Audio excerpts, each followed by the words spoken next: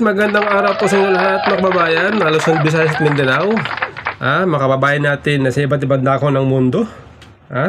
Mga OFW, sana po kayo ay masaya, ligtas. Ito po, pag-usapan po natin itong mga napunan natin dito sa katatapos lamang na hearing ng Quadcom, na kung saan ito po si Tatay Digong ay umatin. Akala nyo ba naman, Antibay ni Tatay Digong kahit na siya po ay 72 years old na, matanda na. Pero po kinaya po niya yung hearing na pagkahaba-haba. Akala nyo ba naman, nagsimula ang hearing ng alas 10 ng umaga at natapos ng 2 o'clock. Ilang oras yun? 16 hours? Kasi 16 hours. Tama, di ba? 16 hours. Nakaya niya. Ngayon, alam po ninyo, sa kabila ng edad ni Tatay Digong, pinakita niya na siya ay malakas. Bagamat siya ay pag naglalakad, medyo inalalaya na, natutungkod-tungkod na kasi nga, dala ng kanyang yung imbalance. Kasi itong si Tatay Digong po ay na-aksidente sa motorsiklo dati.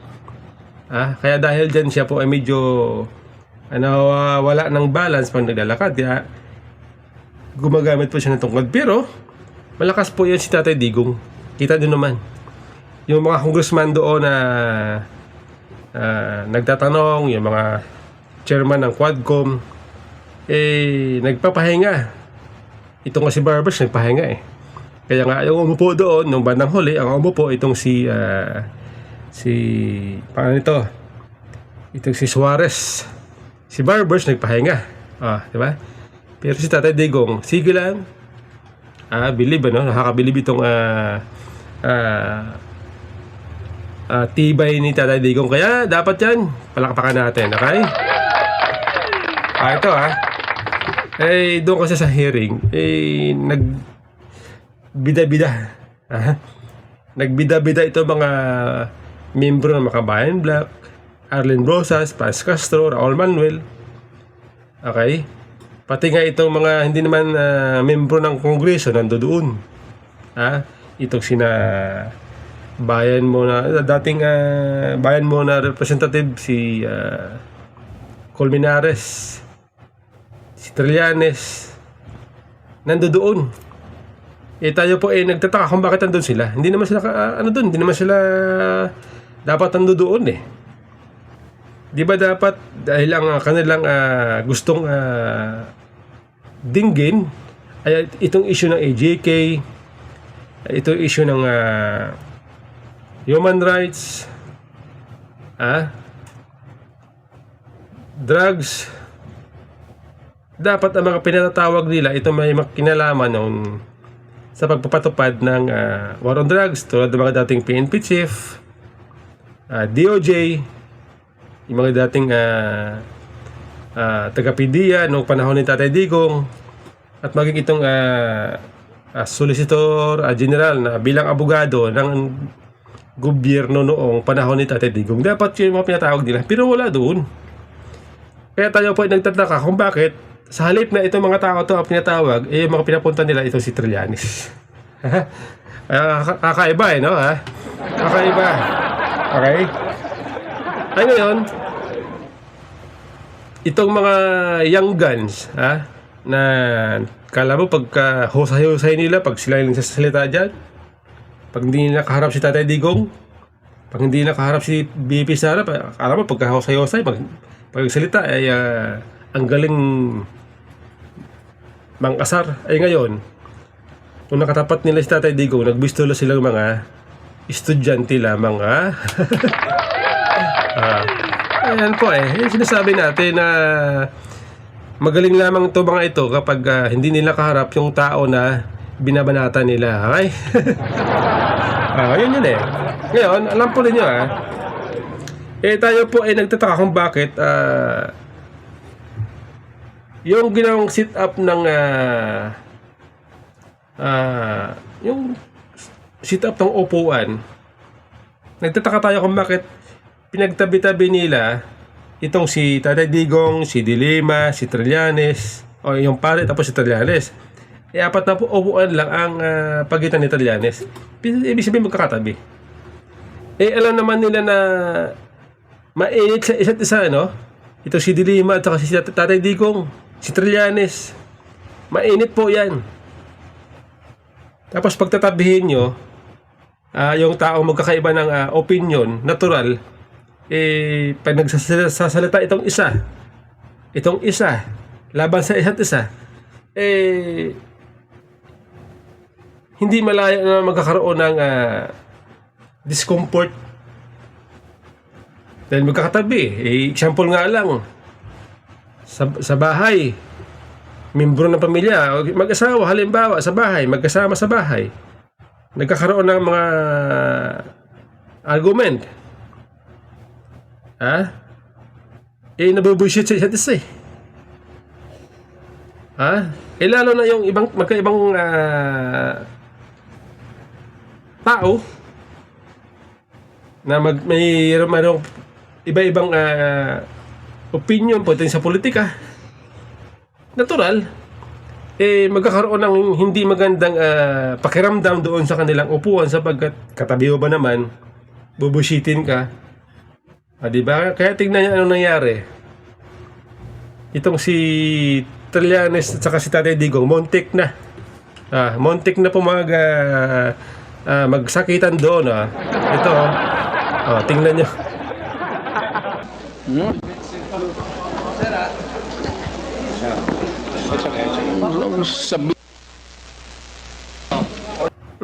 Okay. Kung halimbawa po nagkasakitan doon sa loob at nasaktan si Tatay Digong, siyempre matanda na ito si Tatay Digong, ito si Trillanes, si bata pa. Pero binabullshit nito si Trillanes. Hinahamon pa na ano gusto mo? Ano gusto mo, ganito noon Kaya siyempre, ito si Tatay Digong, siyempre hindi yan atras kay Trillanes, kahit matanda na yan, hindi yan atras, kaya yung microphone muntik nang ipukol kay Trillanes. Ngayon, kung nagkasakitan, halimbawa, nagkasakitan sa loob, sino ang dapat sisihin? Ito yung mga hinayopak na namumuno dyan, ito mga hanayopak na namumuno dyan sa Quadcom ang dapat sisihin kung nagkasakitan itong si Trillanes at si Tatay Digong. Tama, di ba? Kasi nga, hindi nila inisip, baka pwedeng magkaroon ng problema dahil magkatabi. Hindi po nila inisip yan. At kung halimbawa po nagkasakitan at nasaktan si Tatay Digong, sigurado, baka naghalaw po ang balat sa tinalopan. Bakit? Dahil kung nasaktan si Tatay Digong, kung nasaktan si Tatay Digong, sigurado yan, lulusob ang mga taong bayan doon sa Kamara. Lulusubin sila doon ng mga DDS. Ayun yun. Pasalamat na lang itong mga congressman at hindi nagagulo. Dahil kung nagkagulo, yari sila. Ito. Hindi ko maintindihan kung bakit napasama doon si Trillanes. Tulad nito, yung pinagagawa ng Trillanes na sa loob. Kung ano-ano mga sinasabi, mga pinakita na mga bank account, di umano ni Tatay Digong na mga ng pamilya Duterte. Actually, yung mga bank account na yan, pagkatagal-tagal na yan, 8 years na yan, na issue ni Trillanes. Bagong tumatakbo pa lang noon si Tatay Digong bilang Pangulo, ini-issue na yan ni Trillanes kay Tatay Digong na meron daw tinatagong yaman, bank account. Mayroon daw tinatagong pera sa BPI. Ito si Tatay Digong. Noon pa yan Ngayon, ay alam po ninyo bakit pinayagan itong Quadcom, itong pinapakita doon ni Trillanes na mga yung mga records, mga records na di umano yung mga deposit, Nakalagay doon. Alam po ninyo ha, kung totoo yan, kung totoo man yung sinasabi ni Trillanes ng mga bang recoach ng mga Duterte, bawal yun. Bawal yon sapagkat meron po tayong bank secrecy law na tinatawag na kapag hindi otorisado ng ang account owner na ilabas itong mga record ng kanyang deposito, bawal po yan. Pwede pong kasuhan ang bangko. Pwede rin pong kasuhan si Trillanes kung totoo yun. Kaya lang, dahil nga hindi totoo, hindi na po kinakasuhan ni Tatay Digong si Trillanes at maging yung bangko. Pero, dito po sa issue ng paninirang pore, kay Tatay Digong, doon po sigurado hahabulin ni Tatay Digong ng mga Duterte ito si Trillanes sapagkat niya po inabanggit ito. Ito po. Nabanggit na pag-usapan po ni Attorney Panilo at ni Tatay Digong na sasampan po nila ng kaso itong si Trillanes sa paninirang pore. Libel. Lagot na. Yari na.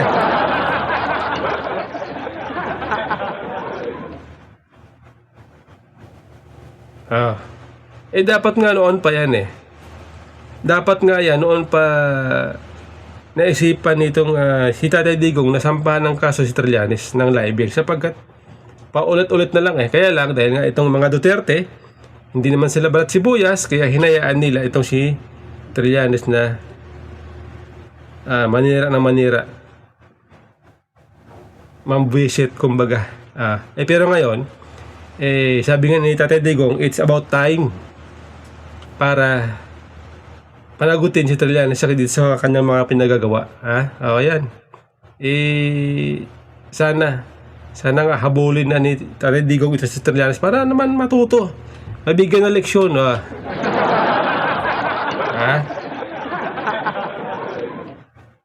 Kailan ho ba ang dating ni former Colonel Garma para po sa kailan po ang inyo pong inaasahan na kanyang uwi at kayo ho ba talaga na ang mangangalaga sa kanya? Ted, kasi wala namang na ngayon, wala naman, na-lift naman yung kanyang contempt order. Siya ho ba ay nagpaalam po sa sa Quadcom bago siya lumipat patungo ng Amerika? Hindi, Ted. Walang paalam. Napag-usapan niyo ho ba sa Quadcom noong siya'y nabalitang nakalabas ng bansa, napag-usapan niyo kung anong dahilan noon? Di ba kayo nangamba? Hindi niyo ba inisip na siya'y tumatakas na? Actually, Ted, nagulat kami nung nalaman namin na sa ibang bansa na siya at na-detain, na-hold nga siya. Hindi siya, I think she was denied entry sa US, kaya nagulat kami. Sabi namin, ano kaya ito? Bakit biglang umalis ito? Nung kinausap ni Congressman Dan Fernandez yung kanyang abogado, sabi naman ng kanyang abogado ay willing naman siyang umapir ulit. Ang ibig sabihin ba nito ay nagbakasyon lang siya. So hindi pa ho namin siya natatanong, Ted. Actually, yun po ang aming isang malaking question mark, ba't siya umalis? Opo.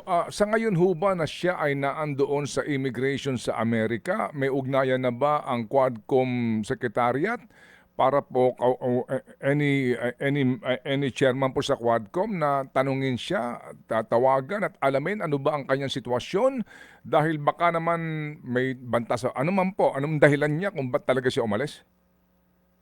Yes, Ted.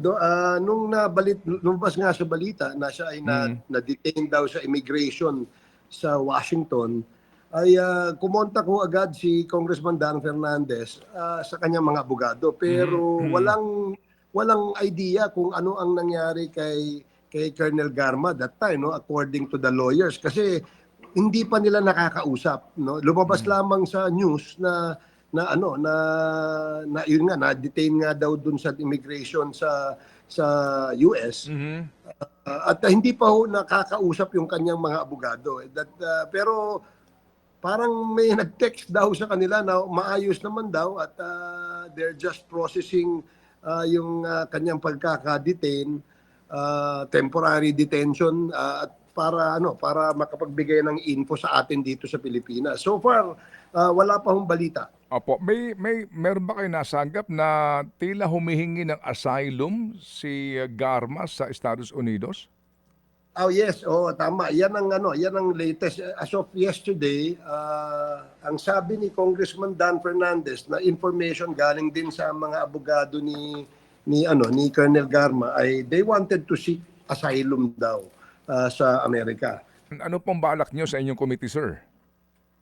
Alam mo Ted, habang naka-detain siya doon sa house, nung isang beses ay nung tinatawag namin siya, bago namin siya i-lift yung kanyang contempt, siya ay nangangamba sa kanyang buhay.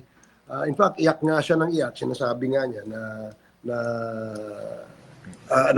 ako'y kinakabahan sa aking buhay at sa aking pamilya.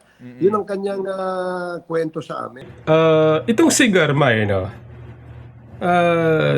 nagdududa ako dito kung bakit itong si Garma, di ba? Itong si Garma ay witness ng gobyerno laban kay Pangulong Duterte. Okay? Pero itong si Garma ay nabalitaan natin na ito pala ay pumuslit papuntang Amerika. At siya ay umalis daw noong November 7. Kaya lang, dahil sa issue ng visa, kaya siya ay hindi pinayagan makalusot sa immigration. Actually, ito si Garma, noong I think pangatlong hearing yata ng Quadcom, doon nalaman na itong si Garma pala ay una nang pumunta ng Amerika. Dumaan ng Japan, papuntang Amerika. Sa Japan pa lang naharang na siya gawa ng may issue din sa visa. So bali pangalawang punta niya na yan ngayon. At sa pangalawang pagkakataon, doon mismo sa immigration ng Amerika, siya ay na-hold. Hindi pinayagan makalusot. At ngayon, sinasabi na inaayos, pinaproseso para ipa-deport pabalik ng Pilipinas. Okay? At ngayon, ang tanong ko ito, nabanggit dyan, mismo si Barbers, nabanggit kay Ted Filon, na sinasabi na ito to si Garma, ay gusto umanong humingi ng political asylum sa Amerika. Ngayon, parang ang word naman na ang isang witness ng gobyerno pupuslit palabas ng bansa at panghihingi ng political asylum sa ibang bansa. Kasi ang alam natin na nangyayari yung ganyan ay ang humihingi ng asylum sa ibang bansa ay itong hinahabol ng Estado, hinahabol ng gobyerno, tumatakas sa gobyerno. Yan po ang pagkakaunawa natin sa usaping paghingi ng asylum Pero dito sa case ni Garma, para ang word parang kakaiba. Okay? Kaya parang nagdududa tayo kung bakit ganun ang kwento. Now, sabi dyan sa mga balita, itong si Garma pinaproseso ang pagbabalik o pagpapadeport pabalik ng bansa, at pagdating dito sa bansa, sabi ng DOJ, pinag-aaralan nila kung pwedeng ipasok sa WPP, Witness Protection Program, ito si Garma. Okay? Ngayon, nabanggit din dyan sa sinabi ni Barbers na ito daw si Garma ay may banta sa buhay. Okay? Ngayon, kaya sabi ko, kung siya ay may banta sa buhay, di ba dapat na ginawa niya ay ang tamang ginawa niya ay pumunta ng NBI, police, or DOJ, na kung saan ay pwede siyang bigyan ng proteksyon. Di ba dapat ganon? kaysa pumunta siya, pumusunod siya ng bansa, pupunta ng Amerika at sasabihin ay manghingi ng political asylum. Parang kakaiba. Kaya, tayo po ay lalong nagdududa sapagkat parang kakaiba itong kwento na ito. Matatandaan, itong si Garma, ay nung nagkaroon ng Senate hearing, isa siya sa pinatawag doon para umatin sa Senate hearing. Ang problema, hindi dumating si Garma at ang sabi, ito daw ay masakit, nagpapagamot yata. Mismo mga congressman nagsabi niyan. Kaya yun daw ang dahilan kung bakit ito si Garma hindi nakarating. Kaya nagulat tayo na ito si Garma bigla na lang na sa Amerika. Kaya dahil sa mga kwento na to, dugtong-dugtong, kakaiba, nagdududa tayo na baka umiiwas itong si Garma na umatin sa Senate hearing dahil kapag umatin siya sa Senate hearing, baka merong ibang tinatago na mabubulgar dyan sa Senado. Yan po ang nabubuo sa ating isip kasi nga sa nangyayari, pinagtatagpi-tagpi natin kung bakit ganito ang tagpo ang nangyayari sa kwento. Kaya nagdududa tayo na baka gusto lang tumakas ni Garma o baka sadyang pinatakas, pwedeng ganyan. Okay? Alam naman na may problema sa visa pero sumibat pa. At nakalusot pa sa immigration ng Pilipinas. Kaya yan po ang ating iniisip. Dahil pagka nangyayari yung katulad ng nangyari kay Colonel Hector Agrijaldo na biglang sumambulat itong issue ng Quadcom, dahil doon nasira ang credibility nitong Quadcom. Ngayon, pag sakali si Garma ay merong naibulgar, lalo mapapalakas itong hinala natin na itong Quadcom ay may ginagawang hindi maganda dito sa mga witness, sa mga resource person nila. Yan po kasi nga hindi natin may iwasan magduda dahil sa nangyayari dito kay Garma.